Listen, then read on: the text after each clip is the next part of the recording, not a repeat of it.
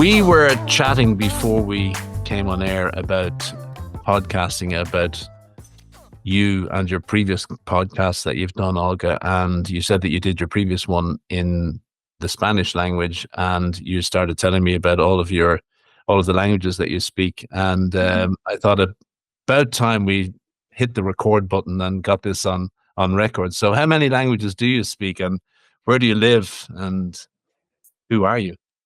Okay, so thank you so much for having me here. It's amazing talking to you and listening to your story and getting to know you better. I'm really excited about today. So I only speak English and Spanish fluently, but I lived in Vienna for a few months and I was able to speak German fluently with native speakers. But then I came back home and I never practiced again, and then I forgot about it. I also studied French, and I was also at some point able to speak it fluently. But then again, I didn't practice and I forgot. I did study some Latin when I was at university, but I never, I don't know. I don't even know if you can speak that language fluently. But that would be my experience with languages. I would love speaking. And right now, as a side note, I'm teaching English to Brazilians with somebody else on a school community. So I'm learning Portuguese. Oh my goodness. Okay, so Uh, German, French, Spanish, Portuguese, English. Was there another one? Did I miss one? no, that's it. No. That's very impressive. So you lived in Austria, so you were speaking Österreichen rather than Deutsche, Yes, right? And exactly. so how long did you live there for, and how long did it take you to speak fluently? I studied German when I was here in Colombia, which is where I live, for a year probably. And then I moved to London. I did my master's degree there. And then I was in Vienna for 3 months. And you So spoke fluent Austrian in 3 months. yeah, yeah. My first month there, I was asking every single person that I had to talk to, "Do you speak English? Do you speak English? Do you speak English?" And they usually said yes. But then after a month, I got tired and I was like, "I'm not going to do that anymore." And then I started trying to speak German with people, and by the end, I could maintain fluent conversations with them. Wow. So what do you put it down to? Is it curiosity to learn, or is it a I think natural so. talent that you've got, or how do you do that? I learned English by myself. I didn't speak to a native speaker until I was like 17, but I had been learning for like 10 years before that. So I learned by just watching movies, listening to music. I had like a little notebook where I would write. Back then, you only had CDs and you only had like the little lyric booklets that came with the CD, right? And I used to transcribe every single lyric of the song in English, and then I would translate it to Spanish. I had a physical dictionary here with me, one from English to Spanish, another one from Spanish to English, and that's all I had. So it took me years to learn the words that were not in those dictionaries because I didn't even Yeah. have access to the internet. So that's how I learned. Then Netflix didn't exist back then. YouTube didn't exist back then. Um, and yeah, that's how I learned. Then I started watching series online. So I used like those BitTorrent, not legal things, but that was the only thing that I could do here because we didn't even have streaming services. I couldn't buy a subscription if I wanted to. And then I used to watch series, and that's how I learned. So when I was 17, I talked to a native speaker for the first time in my life, and we just had a conversation. We became friends. He was Wow. traveling here because he had an online business, and he traveled around the world. Right. I'm interested in the mechanic that you used to translate the lyrics of a song. So you actually wrote it out in English. Yeah. Um, are you familiar with the science behind this? Because it is said that when you write down a note, as in physically write down a note in a notebook, your information retention is increased by over 25%, rather than if you try to remember the note. Do you know what I mean? So, Yeah. so there's something about the physical act of writing a note in a notebook that is a really effective way of learning. So, in your good case in point, right? But back then, I didn't even know what I was doing. I just liked the songs. I wanted to sing them, and I wrote them because I maybe found out that it was easier for me to learn them that way. But then, of course, I became a teacher and I started learning about all of these things like spaced repetition and the way that you learn visually or writing or all of these things. But yes, I guess I did it naturally when I was young without even knowing what I was doing. And then I realized, wow, I was actually doing things right. Yeah, great. Well, Olga, it's a really great pleasure to have you on the show today. And Thank you. as you said at the top, we're getting to know each other through our shared experiences of Skool.com, Skool, and we're part of a group called the Synthesizer Group. It's a really powerful community to be involved in. It's full of interesting people with interesting stories.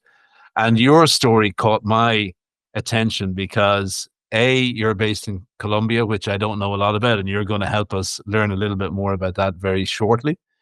Okay. And B, you are a copywriter. So if you or anybody else listening have been following the podcast, you'll know that we've had a vein of young entrepreneurs who are making money online in various ways. So that might be from being a marketing agency online to writing emails for a living.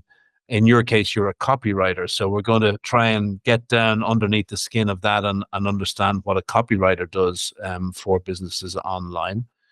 Mhm. But really, what's really, really interesting is that you're also a lead guitarist, an electric guitarist in a band, and I'm dying to know more about that. But so let's go all the way back to Colombia.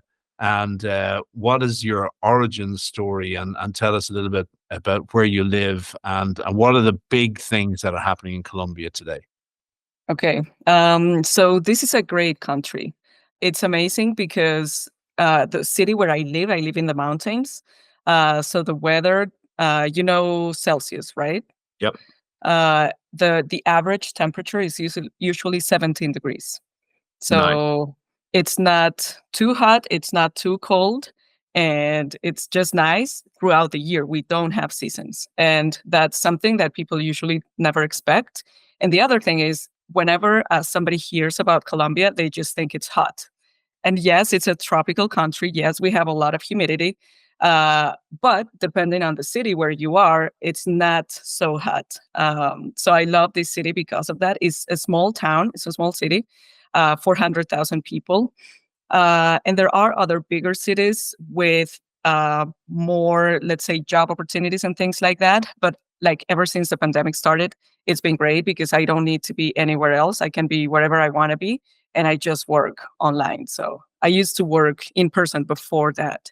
And then I moved my entire business online, and now I just work online. Yeah.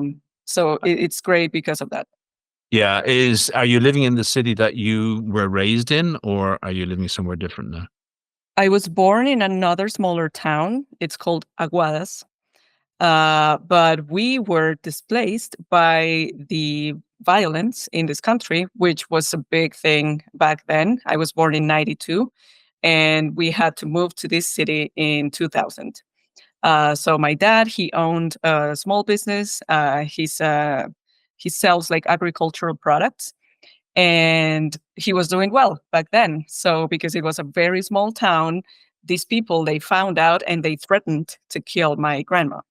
So we had to move here, and like basically overnight. It was my parents, my sister, and I. We started at a new school. It was really difficult for me because school had already started and I came late. So everybody already knew their friends and all of that. And I'm an introvert. So it was really hard. My sister had it easier because she was in kindergarten. So she just had to play with her little friends, and it was not that hard. I was in fourth grade. So yes. And then I was raised here, and then I moved to London, lived in Vienna, and I've traveled a lot. I'm so happy that I love traveling. And then I came back to Colombia, and now I live here. But I can work with anybody in the world, basically. Yeah.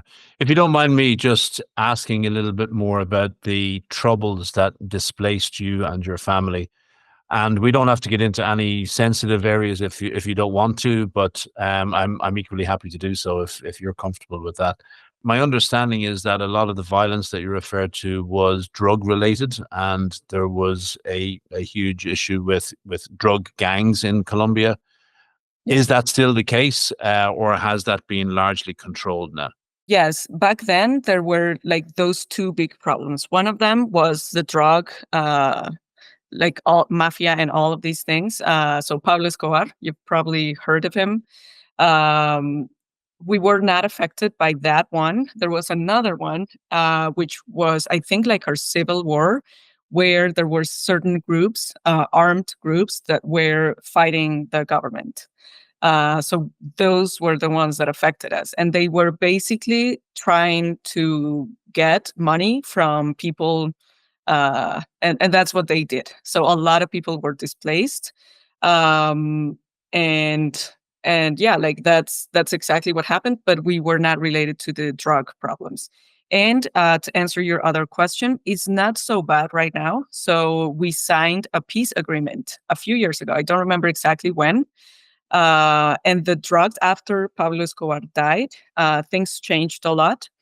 But there's another misconception as well. Like a lot of people, when they hear about Colombia, they think, oh, cocaine, or and like in my case, I've never seen cocaine. I don't even know what it looks like. I've never met somebody who. So it depends, like where you are, who you hang out with, and like, of course, there are a lot of people who do that or who are involved in those practices, and there are certain neighborhoods in most cities, I would say, where they sell it and they have like their full business and they have entire organizations. Another thing that I do actually is I translate. I'm an interpreter and a translator as well.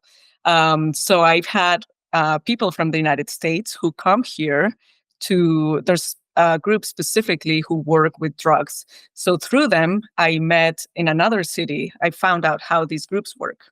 So it's like neighborhoods, and they have people on each side of the neighborhood watching out for the police, and they have signs and specific things. They're usually wearing a red hat or something.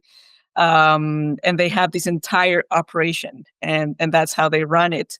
But I got to know about them because of this job, working as a translator. Because what they do is they come here and they try to rehabilitate some people. So they provide like showers, food, shelter, and a lot of these services to people who have been affected by drug addiction and these kind of problems. So it's not so bad right now. It's Okay. much better. And in terms of the leadership of the country, is the country ruled? Is it a republic? Is it a democracy? Is it a country ruled by the military? How is the leadership looking now? It's a democracy. And I don't know, like most every single president, they make a lot of promises and then they never do anything. And usually the ones that look like they could do some good things never win, because the bad guys always have more power, more money, or they do certain tricks. So we've had some crazy people who have been presidents, and we're lucky that we are not in the situation that Venezuela is in, because have you heard what's happened there? It's crazy.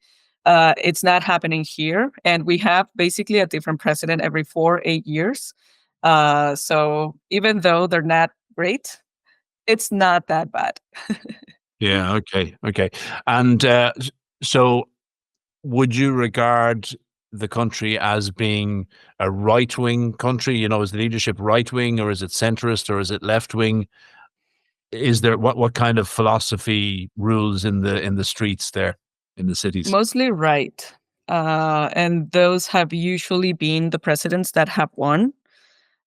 Some have tried to uh, like move it to the left, but I don't think they've been successful at it. So mostly right. Okay. And last question, in terms of tourism, you are the second person that I've spoken to in the last 2 weeks. One of them is an Irish person who has moved to Colombia, to Wow. Bogota, for work, actually. So my understanding is that the doors are more open now than they used to be, right? And it's easier to go and live there and work there and really enjoy what is, I understand, an amazing country. Yes, yes. So Medellin, for example, is an amazing city. My sister lives there. Um, the only reason why I don't live there is because it's a little warmer, and I prefer colder weather. But it's a great city, and there is a lot of tourism now. They're building hotels, they're building like a lot of different things, and there's plenty of things that you can do as a tourist. So a lot of people speak English now in those specific places, right? And if you go, we have two different oceans. We have a lot of cities along both coasts. And we have everything. Like if you want jungle, we have it. If you want desert, we have it. If you want mountains, snow, uh, beach, whatever it is that you want, we have it. So we have everything. So it's great. Like, yes, if you want to come, they're not. People used to think it was dangerous to come here. It's not. The and I've been to, like, if you walk through the center of London and you're not taking care of your bags, somebody might take something from you, right? And it's Yeah. so it's the same here. It I wouldn't unless you go to a dangerous neighborhood or something. You should be fine. Nothing's gonna happen. Yeah, I think you might have to consider a new career now in tour guiding. So after this podcast, you might get a lot of inquiries for people wanting to go visit Colombia. I might be one of them. So Yeah, um, let's do it. I've done yeah, it too. great idea. Last question on that one is food. I'm a little bit of a foodie or a wannabe foodie, and I'm really interested in the foods that are produced all around the world. So, is there a national dish, or is there a go-to dish that you would um, migrate to in times of hunger? There are so many because we have so many different regions, and there's not like a specific dish all over the country that you would that everybody would get. There are different dishes depending on the region. So the region where I live is called like the coffee belt region. And this is where we produce most of the coffee that we export to other countries and all of that. So we have something called bandeja paisa. It's a huge dish, and it was great because I found a Colombian restaurant in London, and I was able to buy one, and it was like 20 pounds or something, which is super expensive compared to what we would pay here for it. But it was the real deal. So we have avocado, plantains, rice, beans, eggs, meat. It's called chicharrón, um, chorizo, and it's a huge dish. And that's one of the most famous or common dishes here in this region. But we have natural foods, we have organic foods, whole foods. Like it's amazing because everything is super cheap. Like, in Synthesizer, Andrew talks about the dragon fruit. Yes. uh, and it costs like $10 or something. You can get it for like one or two here, and I eat it. I can walk 2 blocks, and there's a huge place where they sell fruits, vegetables, all of that, and I can get a huge bag, like maybe 5 kilos worth of fruits and vegetables, and I just pay $10 for it or less. Oh wow, that's Yeah. awesome. Yeah. So the yellow dragon fruit, I'm gonna have to find that somewhere. I haven't seen it in Ireland yet, but I'm sure if I look hard enough, I'll Oh. find one. I can't wait. Really Uh-huh. excited about that. Yes. Were you born with an adventurous spirit? You've talked about moving and living in various different places. Is that something that you wanted to do from a very young age, or is it something Yeah. that came to you a little bit later? So I think part of the reason why I wanted to learn English was because I didn't feel like I belonged here. So a lot of the people that I talked to, had different beliefs, and the way they saw the world, in my opinion, was like ancient, or like, I don't know, that's not where I want to go, you know? And at the same time, I was born in a religious family. My parents are older, and my mom is the second youngest of 9 siblings. So I have cousins who are like 55 years old, and they were born and raised in farms. So their beliefs, the way they see things, and all of that is very different. So, and they're not very open to new things. And from a very young age, I also knew that I was gay. So I grew up fighting against those forces of who I am, what people expect of me, who they want me to be, and all of those things. So I knew I didn't belong here, and I was desperate to leave. And when I finished my undergraduate degree in music, I was like, I need to go somewhere. I can't stay here. I'm not going to survive if I stay here. So I started looking at options in different universities in the United States, in the UK, because I wanted to move to an English speaking country. There was the option to go to Spain as well, but Spain is kind of similar. I know that some people think of it as like the Latin American country in Europe. I've heard some people say that. So I wanted to go to an English speaking country, and then the opportunity in London presented itself and everything worked out. And I was 21 when I moved there, and I was finally free. People didn't care. Like I could walk down the street, uh, I don't know, naked with blue hair, whatever, and nobody would care. And I was also like around a lot of other young students who wanted to see the world, and experiment different things, whatever. So that's when. So I felt like I was trapped up until I was 21, and then I moved there, and I was finally free. And then I came back, and now I don't care what people Yeah. think of me. But it's still difficult sometimes, because my mom, for example, she doesn't want to tell her family because she thinks they're going to judge us, and she cares about what they say. Um, so, so I guess that's where my rebellious spirit came from. And I've never wanted to abide by the rules. So my family is me, my girlfriend, and 4 cats, which Wow. is a little bit different from what you usually get as a family, you know? Um, so yeah, I guess maybe that's why, because I felt so trapped, and I always wanted to be myself, and I couldn't. And then by traveling, I could, I guess. So Okay. that's what. So if I pick out a few kind of highlights of the things that you've spoken about already today, the fact that you were aware of your sexuality at a very early age. You mentioned at the very top of the show that you are an introvert, and then you've spoken about feeling trapped. So, is there a relationship between all those three things in your mind, or are they three separate, distinct challenges? Probably. I think there is, because it's weird. I'm an introvert, but I get energy from other people.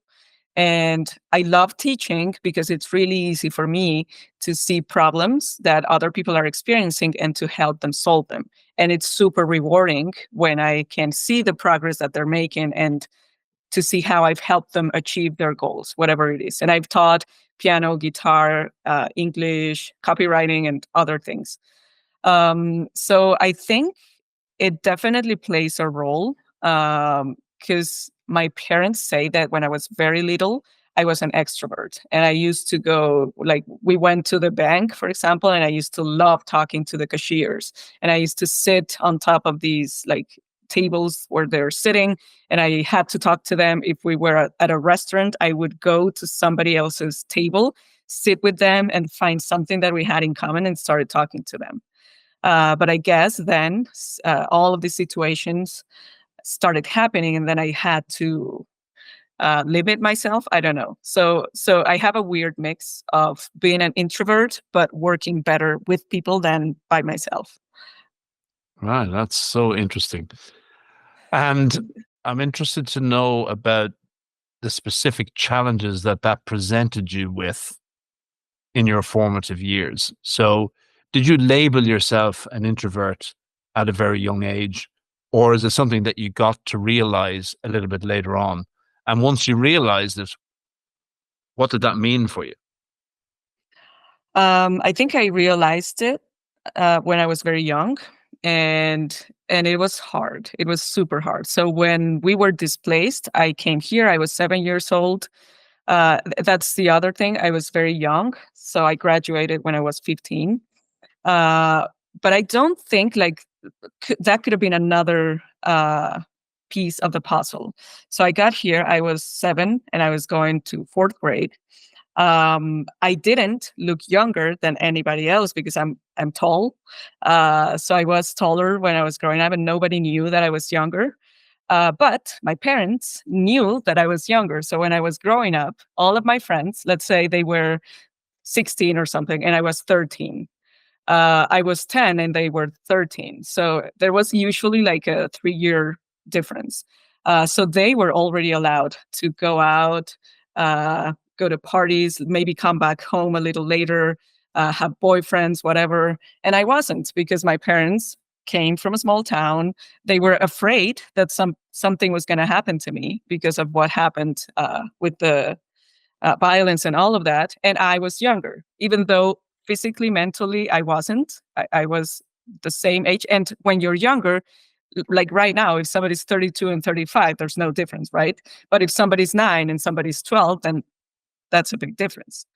Um, so I guess everything played a huge role, and I labeled myself as an introvert very early on, and I didn't have friends. I guess I only have one friend up until like eighth grade, and then they put us in different classrooms when we were in eighth grade, and I was forced to get another friend.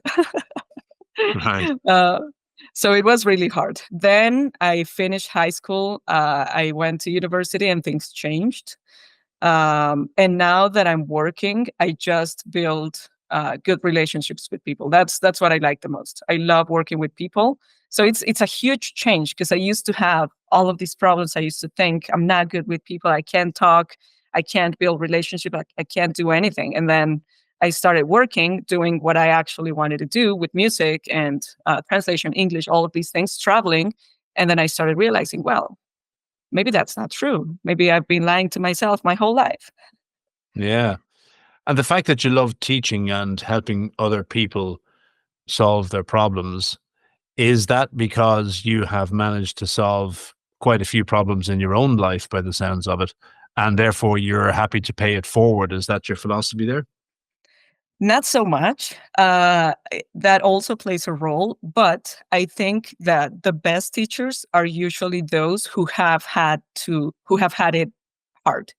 So they've had to overcome. So in my case, for example, I had zero talent for music, zero. Like you wouldn't find um, a more a rhythmic person than me, somebody who couldn't sing one single note, nothing.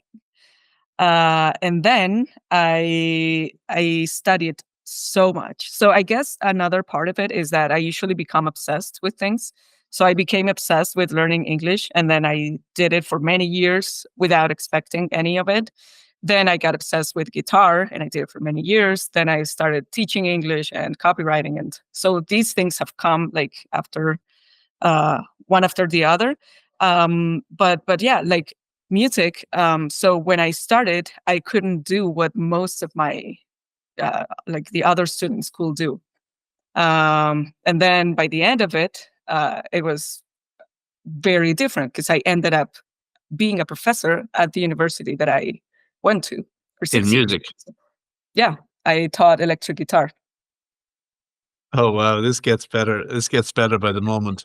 So you started out, let me just kind of synthesize this one. So you started out not having a note in your head, Yes. no interest in music, Yeah. no knowledge of instruments, and you ended up being a professor in music in the university that you attended. How Yes. many years later? I started there when I was 16. and I was a professor when I was 24. That's great. That's an awesome story. And what is it about? Is it the music or is it the the physical art of playing? Is it what is it that attracted you and made you so obsessed with music? I think like my thing is languages, communication, everything that revolves around that, and music is just another language. So I guess that's what I've done my whole life. And now that I'm doing copywriting, it's all about psychology, talking to people, using the right words, being a good communicator. And that's basically everything I've been doing. Because when you play something, then you need to use the right words, the right notes. You create phrases with your notes, which are the melodies, and you're just talking to other people because you're interacting with the band and you're interacting with the audience. And you need to connect with people. It's like a different level because you're playing on a stage, but you're having a conversation with them. If you go to a concert, that's what you're doing, right? You're listening to these people playing, and they're saying something to you, and you feel it. So I Yeah. guess that's the way I see it. Is there a step before the performance or the communication? And that step is creativity, isn't it? So, this is a question. I'm not an expert in this, but um, does one have to become creative first before the performance? Is creativity your thing, or is communication your thing? You need to be very creative in terms of finding different ways to study or how to make it fun. And this is like what a lot of people talk about when they refer to entrepreneurs and people who are starting their online businesses. You need to make it fun. So in my case, I had a goal in mind, which is I saw these rock bands playing and I was like, oh, that's so cool. I want to do that someday. I also saw someone singing a rap song in English.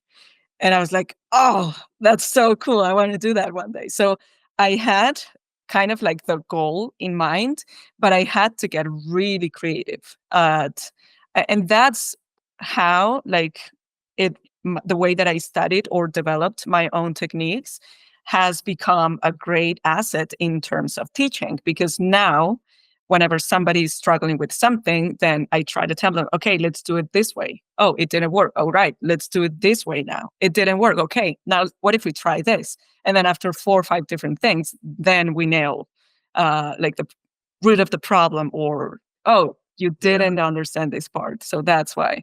So I guess creativity comes more in that stage because musicians and I guess good communicators uh, I don't think they're necessarily creative. They're just used to repeating their sentences, their words, or notes, melodies, etc., so much that they've gotten so good at it, and they don't have to think anymore. That's how I think I've approached. So repetition gives you freedom, and Mm. that's what I've done. There's such I'm not sure if dichotomy is the word here, but let's pretend it is, and you can correct me if it's not. Um, this drive for communication excellence, this desire to perform, this love of expressing yourself is unbelievably amazing, and it's one of the things that I admire very much in people as well. But I consider it to be the highest art, the art of performance and expression and so on. But for a person who was an introvert, it's the kind of the antithesis of that, isn't it? So what I'm trying to get at here, Olga, is did you want to become an excellent communicator and a performer because you wanted to get away from being the introvert, or did you want to go to a place that was going to be better for you and better for your life and better for the talents that you had? Hmm. That's a great question. I don't know. I've never thought about it. And all I know is that there's a huge contradiction in who I am and what I do. Because for me, it's not hard at all to stand on a stage and have 10,000 people watching. I've done it before, and I can just like in my or I've had to speak in front of a lot of people, and it's not a problem. Or even if it's like a test, a lot of people struggle with public speaking, or interviews or things like that. And I don't have a problem at all. So to me, that's natural. If I know, as long as I know what I'm doing, if I'm performing, of course I've practiced before, and I know that I do it well. I don't have a problem. So it's weird that a lot of people struggle with that, and those are things that usually come easy to me. But I guess the hardest part for me in terms of communication is being able to talk to several people at the same time in a group setting. That's when I struggle, because usually that's when extroverts shine, because they like people to see them and they like to interact with several people at the same time. And I also get drained in those situations. So if we're at a party, I don't do well in parties. Or at a bar and there's loud music and people are trying to talk and there's a lot of people, I no. So then I Yeah. get drained and I need my alone time. But all of these other things come easily. So I don't really know if I did it intentionally, or if it just happened, or if I just came to this world with that Yeah. contradiction of being an introvert who likes speaking. Yeah. When you think about your world as an introvert, are you totally comfortable with that, or does it evoke any kind of negative emotions in you? I mean, and that drives you on to want to perform and communicate, or are you totally comfortable with being an introvert, and the performance is just merely a further extension of your personality? I think that could be it. Yes, it's only uncomfortable in those specific situations when I have to be in a group setting and it just doesn't go well. I think Yeah. that's the And only. what mechanisms or what tricks and tips or what strategies have you developed to help you in those situations? Because I presume in your work, you are in a lot of situations where there are multiple people and you in the same environment, and you have to contribute and you have to lead. Um, how have you coped with that, and how have you developed mechanisms to get around that? So here's the thing. If I'm leading a group and if we're doing work stuff, I'm great. I don't have any problems. So I can, I don't know, like whatever it is that we have to do, I can do it. But if it's in a social setting, and then I have to connect with people like through small chat or small talk or things like that, then that's when I can't. What I've done in those cases is like I try to focus more on one person and I try to connect with one person at a time, I guess. But if there's a group of people and everybody's talking, I usually don't talk. The other thing is my humor is, I guess, a little bit unexpected. So a combination of dark humor and sarcasm and things like that. So people get surprised as well. Because if I say something, then they're like, "Oh, we didn't expect that from her," because she's usually quiet, but that was good, you know. So Yeah, I guess that's what I found. Be myself and not care too much about what people think, which I yeah, usually don't. But I guess in group settings, I just can't do it. I don't know. yeah. When you finish a show and you've poured your heart out on stage and you've given the electric guitar a good thrashing, and the applause has died down, what do you do? Do you go socialize with the band, or do you go and retreat to your hotel room and just have some alone time? Well, here's the other thing. If if I drink, and I don't drink a lot, I used to drink more in the past, not so much. But if I drink, I'm a total extrovert and I can go on for hours. So if that's my strategy, but it doesn't always work. Because if you go to a bar at night, then it's okay, right? You can drink, you can have fun with people and talk to them.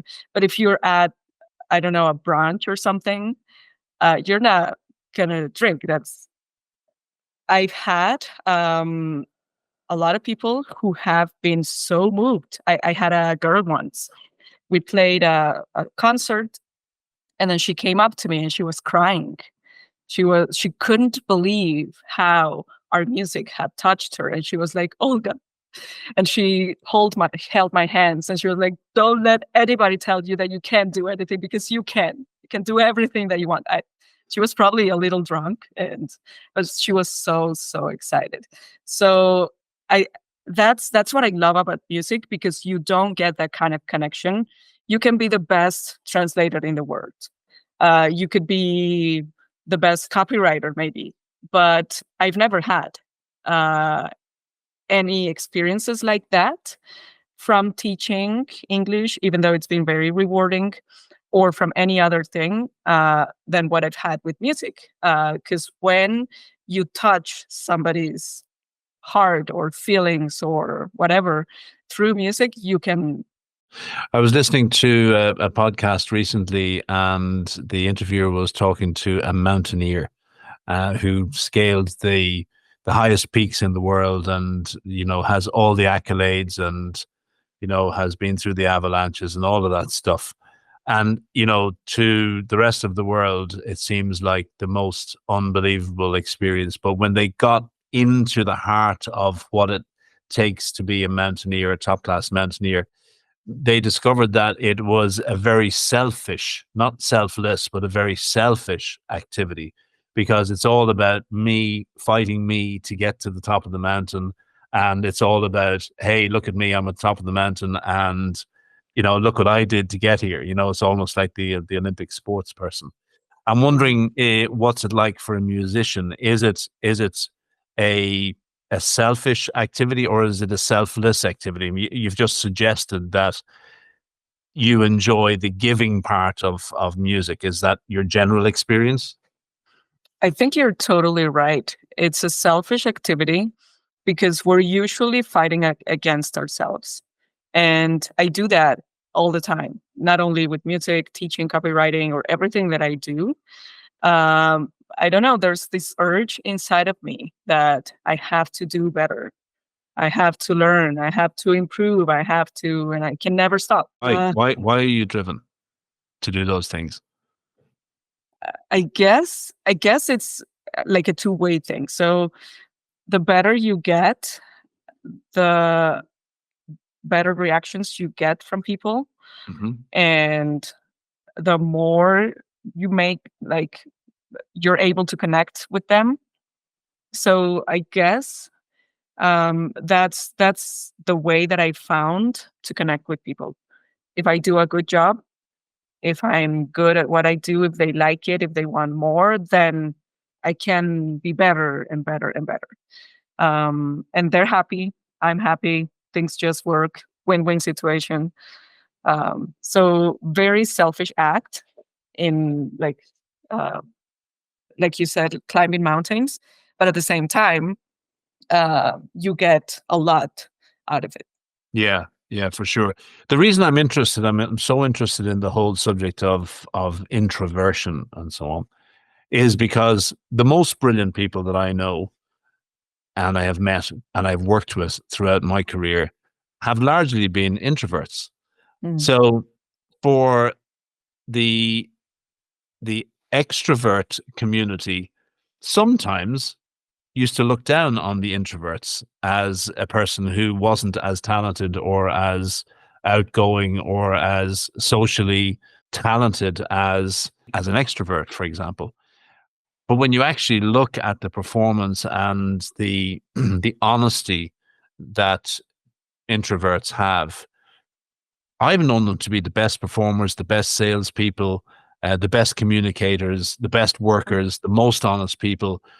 Is that your general experience as well? And I'm also interested to know, what would your advice be for young people who find themselves being introverted and what are the best ways to handle that throughout the early part of their career?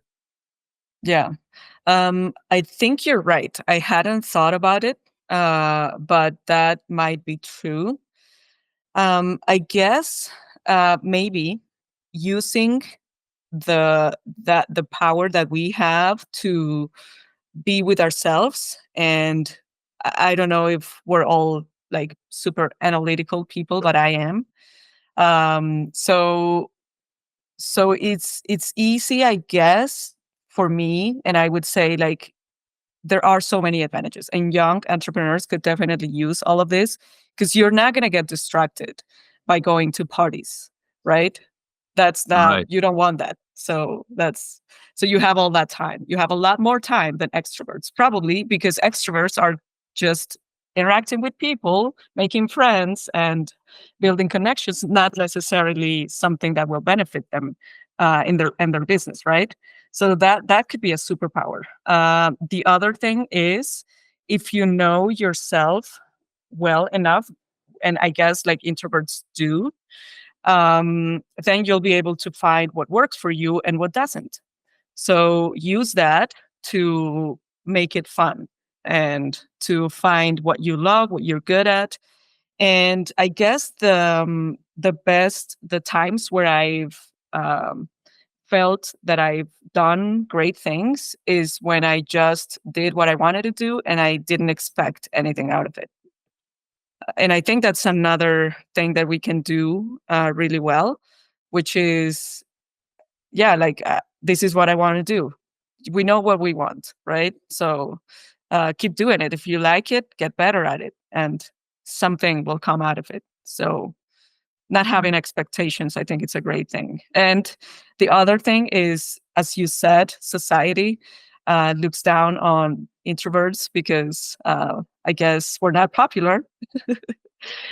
So dealing with that is important too. Not caring what other people think, what other people say. And not only that, like if you're going to be an entrepreneur, you already are weird. People will not look at you like you're not average, right? So being okay with that is super important. And I've been in situations where my girlfriend, she's a musician too, and we have a lot of friends who are musicians and they're normal people. I mean, not entrepreneurs. And most of them probably think I'm weird, and I'm okay with that. I don't care. So I guess that would be my advice. Yeah, so it's being comfortable in your own skin and know that you've got a set of skills, and almost enjoy the process of becoming obsessed with your superpower, Yeah, because extroverts don't get the opportunity to do that very often. So I like it. I like it. exactly. Are you still gigging? Are you actively playing music these days? And when's your next gig? And what type of music do you play? And I know you play the electric guitar, but Yeah. would we be able to find your music online? Yes. So I have a YouTube channel. It's Olga Isabel Medina, and I have a rock band. It's 4 women. My girlfriend is the drummer, and we have a singer and a bassist. And the singer is pregnant right now, so we are in the middle of a break. She is having her baby, I think, in less than 2 months. So we're not actively playing. I used to have I've played a lot of things. Colombian music, jazz. I used to teach jazz at the university. I've played pop, rock, metal. But what I love the most is rock and metal, and I love shredding. Yeah, So right. I love speed. Everything I do when I type in the computer, I'm crazy. When I play the guitar, I'm crazy. I used to drive really fast when I was younger. I don't do it anymore because I know it's dangerous and I'm older and wiser. I have a motorcycle. So I one of my dreams that I've never been able to fulfill is I want to be a car driver, like a racer. I want to race. I love that. I've been driving since I was, and that's another one of those obsessions since I was maybe 12 years old. So it's been 20 years. I've been driving for 20 years. So that's one of the things that I wanted to do, create a course, but the answer was always no. There's no budget, there's no blah, blah, blah, there's no, no, no, no. Then I got a job after I was working at the university. It was great, but I was also doing other things, but I started overworking myself. And I went through a period of like a 6-month period where I was working more than 80 hours a week. And I stopped showering every day because I didn't have time. I stopped going to the supermarket. I didn't leave my house. I wasn't prioritizing my health. I wasn't exercising. I was sleeping 4 hours a night. I was just working, and I had 5 jobs at that moment. I was teaching English. I was doing translations. I was working as a musician. I was teaching at the university. And I was also working part-time at a company doing Power BI visualizations. Crazy. So I realized that I had to make a change. And that's when I got a job at a company. And I worked there as a product communications manager. And then I was really happy at the beginning, but then the same thing started happening. So they started saying, no, oh, I want to do this project. Let's start this, blah, blah. No, there's no bandwidth. The team doesn't have enough bandwidth. No, there's no budget. No, you don't have time. No, you can't do it, blah, blah, blah, blah. So I guess that's what prompted me into becoming an entrepreneur. And I guess I've always been. So I quit my job in January this year. And now I'm all in on school and copywriting and building my own online business. Is it too simplistic to say that you have made the transformation from a world of impossibility to a world of possibility? And is that the piece that attracted you? I think so. Yes. Wow. That's a great summary. Wow. You're a great synthesizer. I'm just thinking of the power of that. I'm thinking of how powerful that statement is, to come from a world of impossibility where nothing will work, no matter how much you try, no matter how much you beat your head off a wall to break through, to a world where anything and everything is possible, and you're in total control of it. That's the really big thing, isn't it? Exactly. And I guess that's what I've been doing my whole life, because I didn't even speak English when I was born and up until I was like 7 when I started learning. So that was impossibility. And then it became possible. I couldn't play music. I had 0 talent. So impossibility. And then it became possible. I lived here and everything was no, you can't do that. You can't be yourself. You can't blah, blah, blah. And then I made it possible. So I guess that's what I've been doing my whole life, going from impossibility to possibility. Wow. So then school, and how do you find your niche? So I've decided I want to be an entrepreneur. I like the world of possibility. I like the fact that I'm in control of my own destiny. I know that it's going to be a precarious journey with major ups and major downs. I understand that. It's eyes wide open. Now, how do you pick your niche? How do you decide what you're going to do, and how do you go after that? I started joining. So I initially joined. There was a woman who uploaded YouTube videos, and she talked about procrastination, I think, and business, things like that. And then she had a school community, and I joined because of that. So initially, I wanted to be a YouTuber. And I've wanted to be a YouTuber for a long time, doing very different things, but I've never done it. And then through her, I started meeting other people, and I joined another school community, and he was a copywriter. So he told me a little bit about that. And then I was like, wow, well, this sounds like something that I could do because it aligns with what I've done before.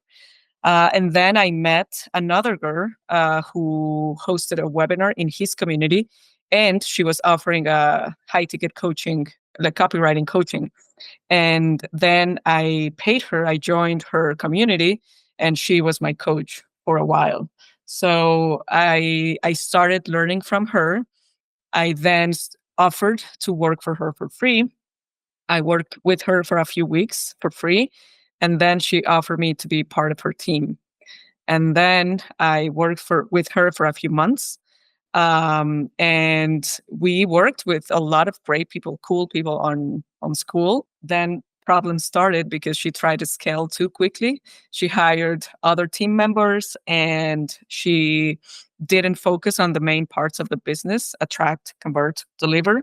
And then we didn't have clients anymore. All of our clients turned eventually, and no more clients. So now she's working on her own. I'm working on my own.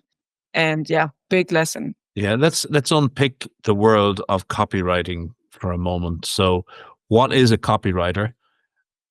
What does it entail? And who are you targeting your services at? So copywriters, we specialize. We work with words, right? And we there's a lot of things behind it. People try to make it seem easy. So yeah, you just write 3 emails a week and you get 2K a month or something. It's not that easy because in the way that I see it is you need to understand everything. You need to know a lot about who you're working, what they can help people with, and you basically need to be able to answer 3 questions: who that person helps, what they help them with, and how they help them. So as long as you know those 3 things, and you're super clear, then you're able to start articulating that offer and you're able to connect with people.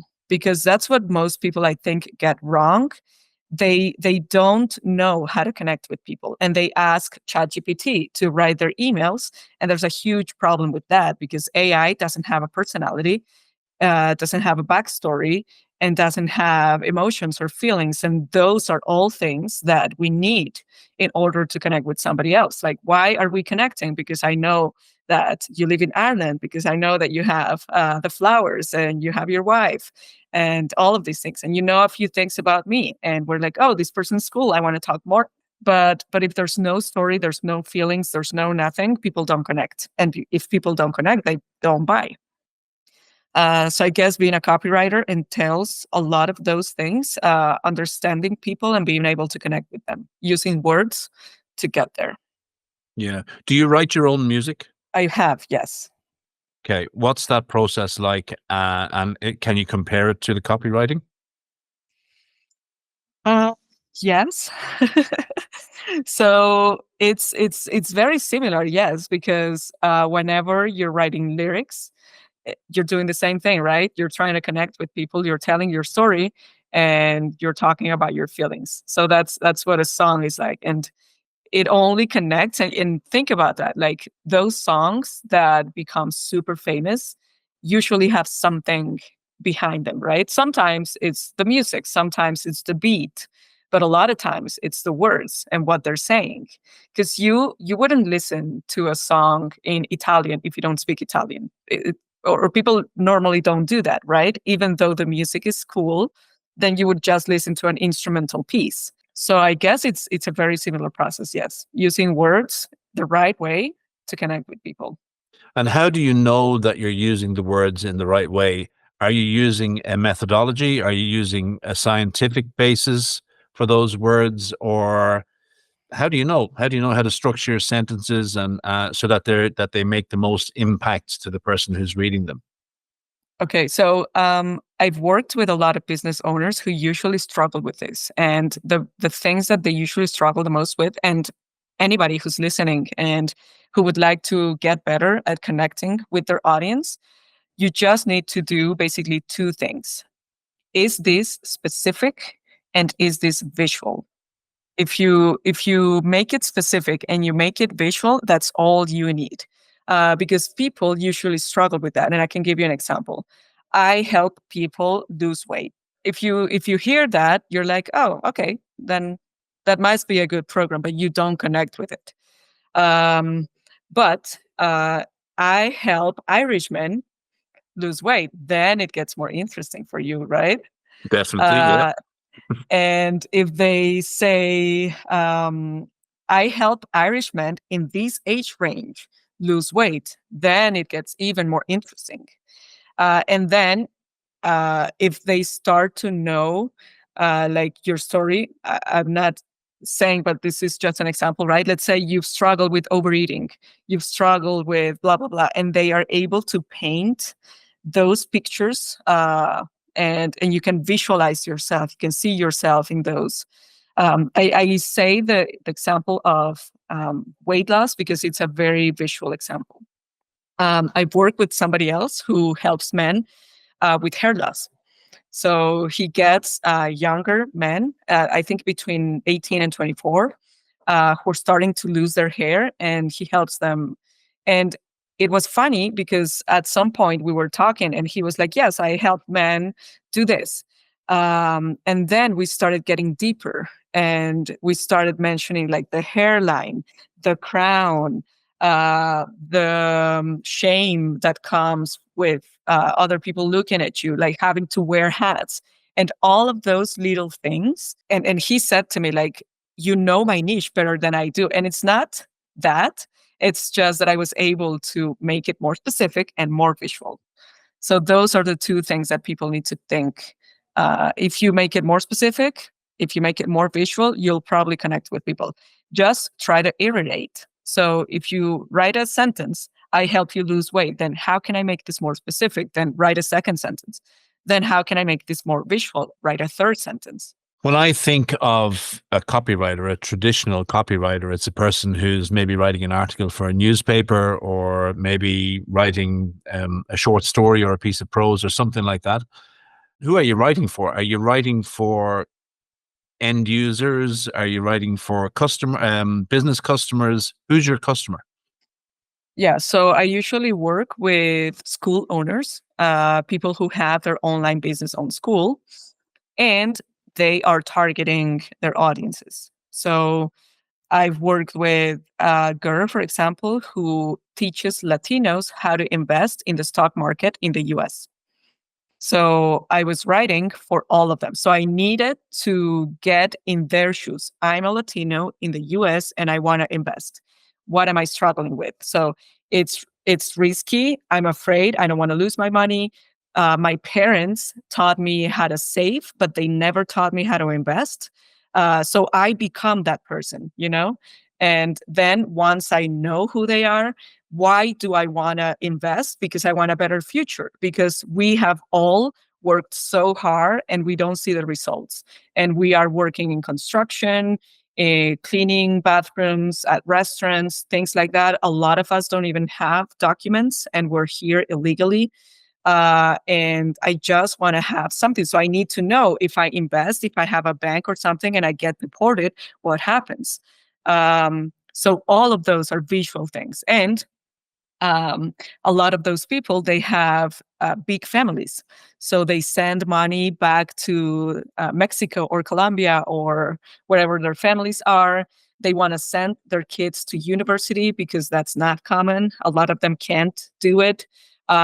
Most of them also want to buy a house, which is also, it seems impossible. So if I talk to these people and I tell them, like, did you know that even though our parents and ancestors didn't teach us how to invest, did you know that you can buy a house? Did you know that you can send your kids to college?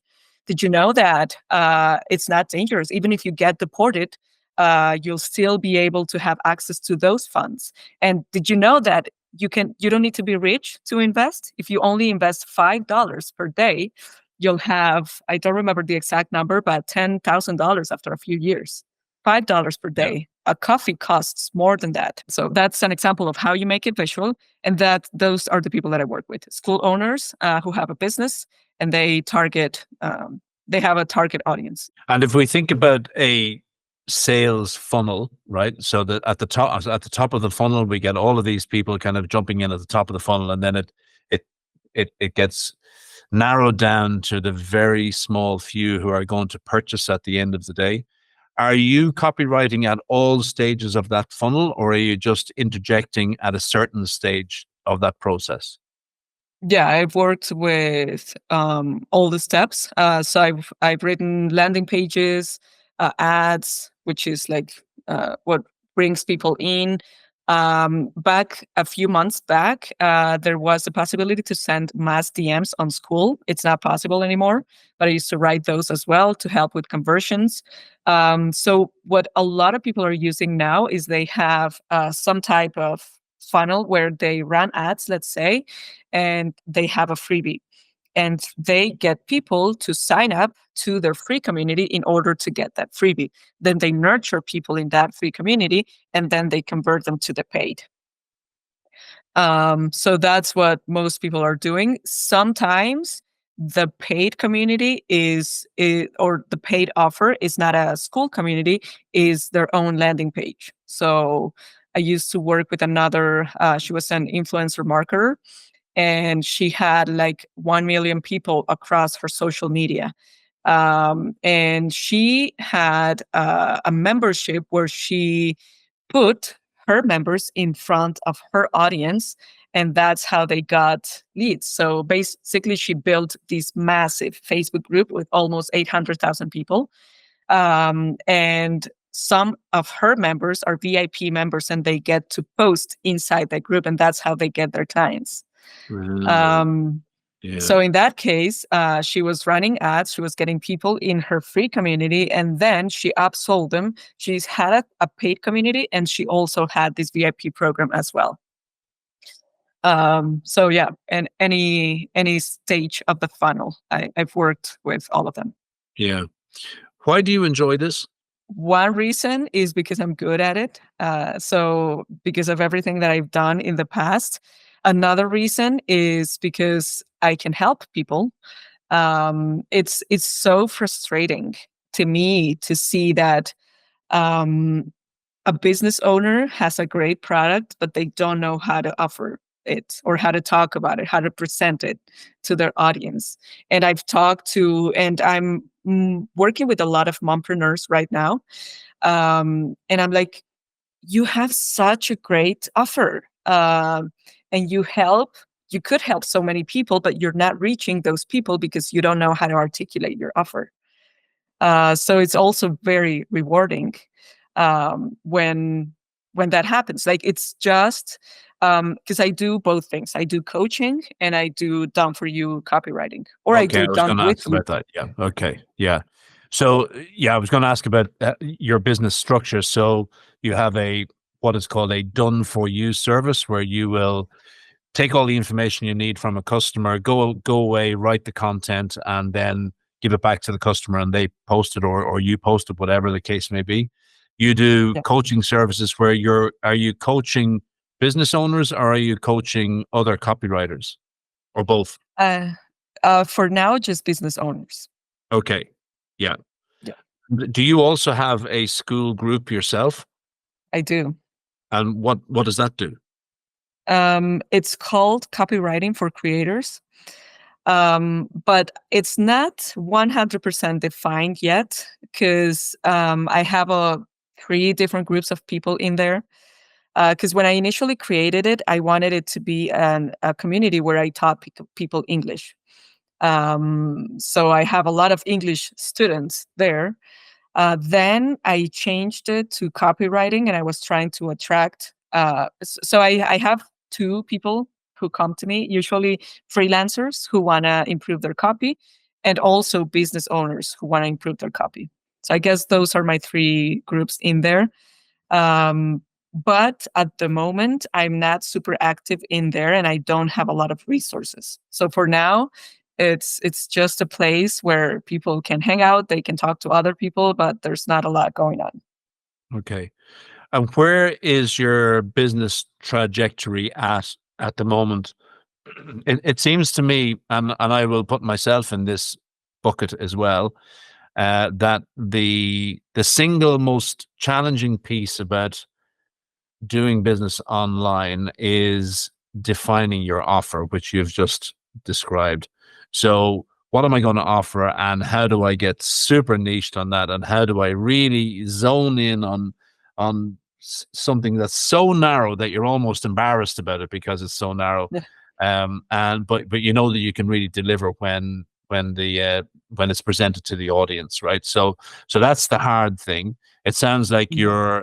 going through that struggle somewhat. I think you're a good bit ahead of me in that process. But where do you see your school life going now, say over the next 12 months? And where do you see, what's the vision for your business?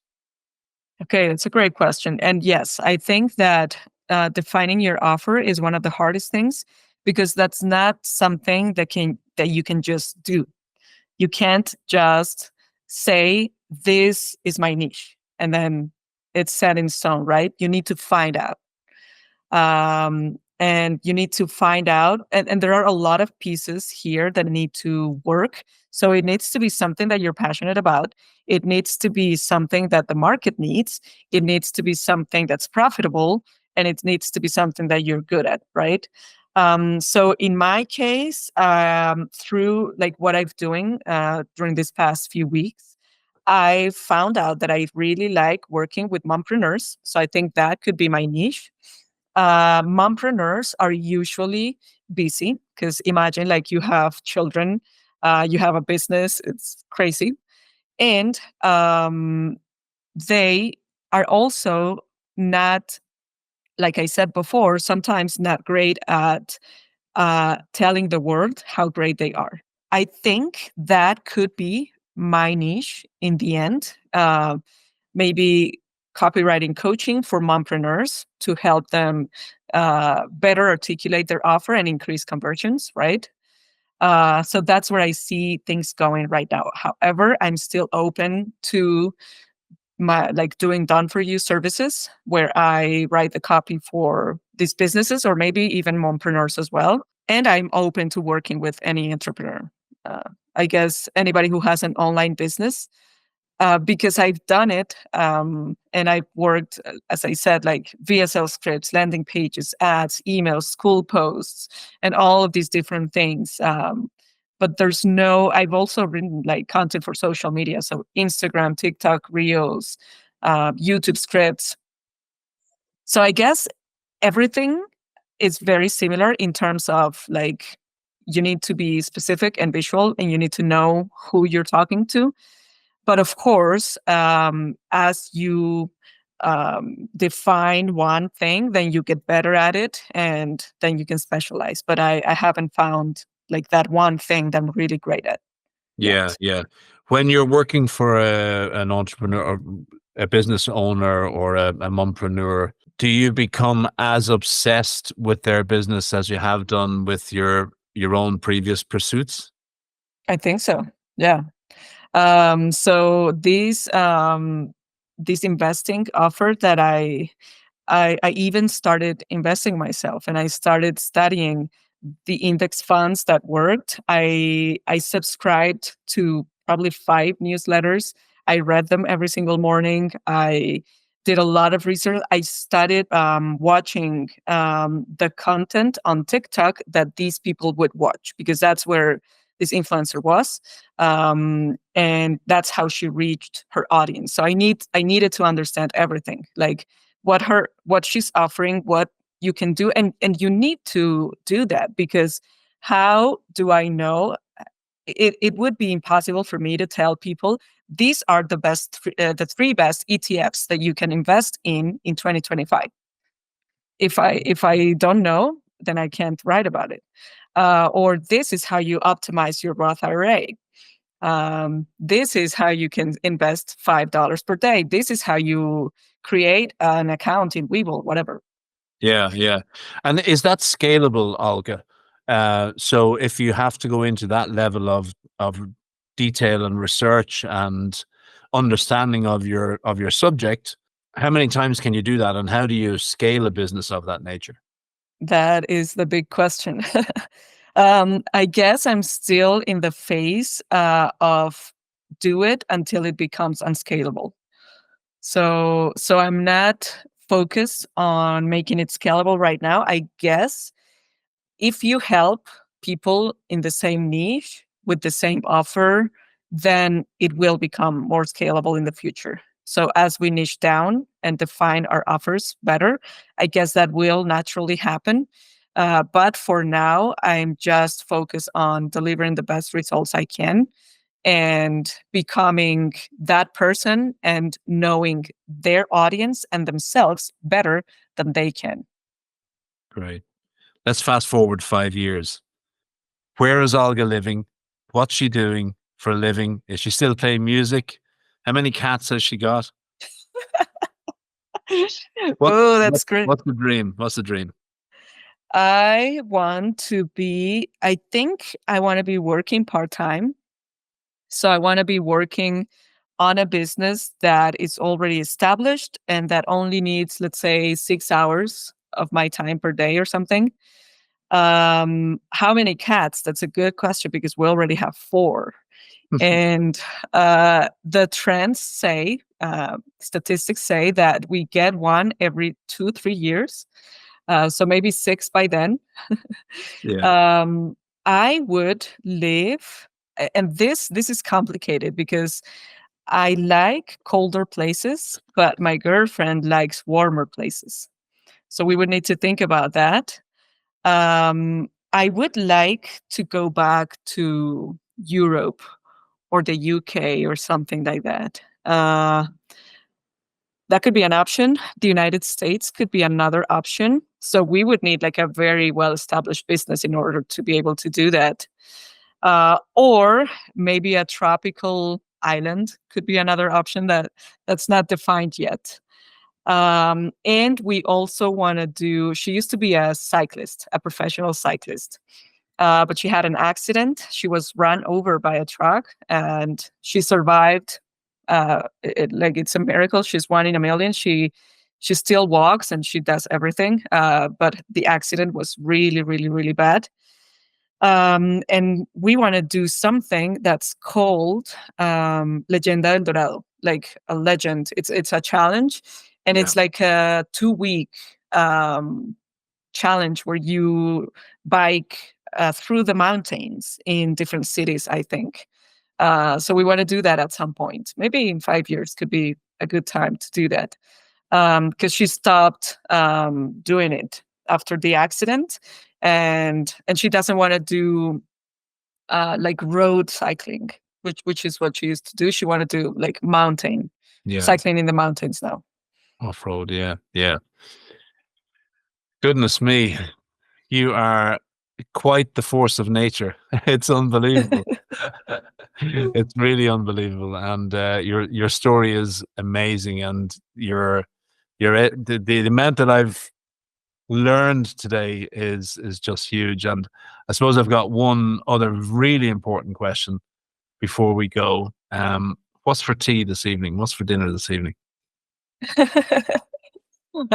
So I am so bad at cooking.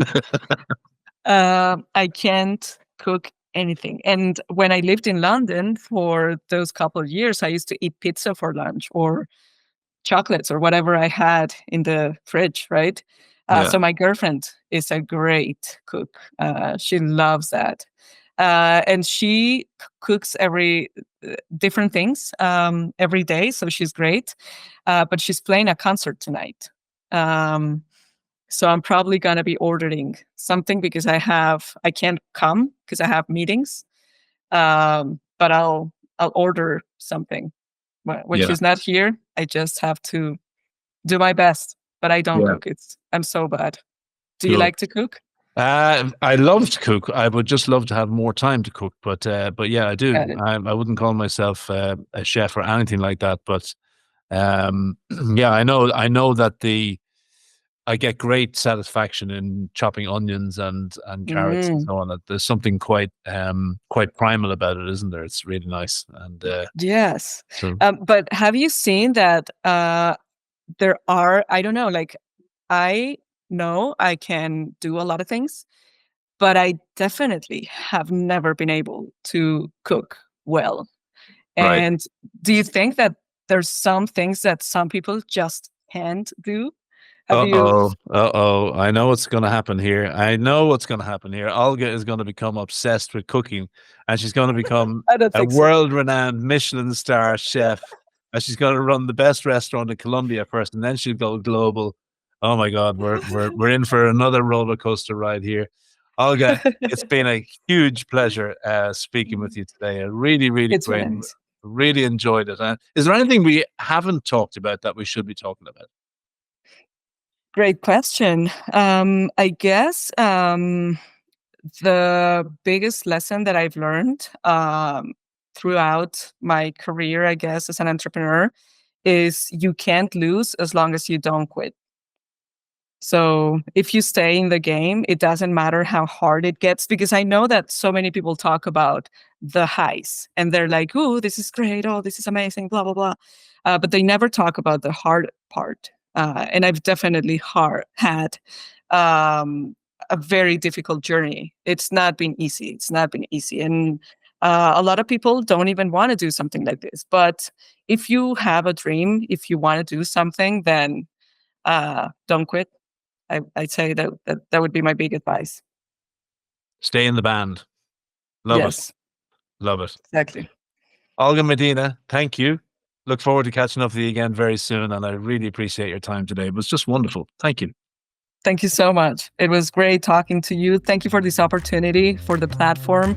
And I think that what you're doing is great. And I hope that I get to see your podcast grow and your business grow. And I hope we can see each other grow together. Wonderful. Thank you. Thank you.